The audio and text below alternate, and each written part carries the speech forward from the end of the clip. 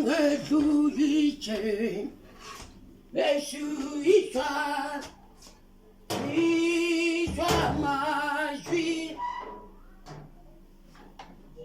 bakithi bethu anoni yakuza kakhangule Tanokuthanda ithukela ngathi kwathini ngeke ayibone nje lapha ufuna umama udadewethu wafayo 3 4 bakithi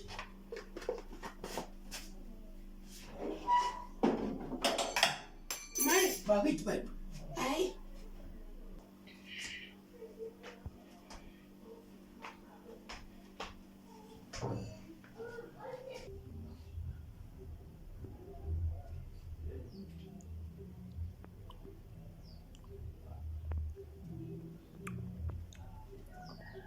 Gogo.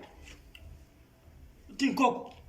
bakithi Katoni chukela yayizuza nga. hayi mina Ugqwaba bakithi bethu La wala chukela kuna. akulaka lutho Kati gogo chukela katabazaye betumeze.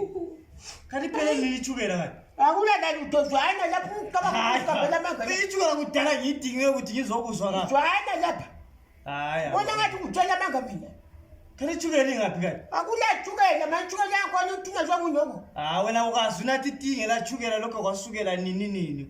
So la unathi tinge la chukela phela. akulaka lutho bakithi bethu abathumezanga lutho Na indlela emfuna ngakho itiye so. bakithi Hayi.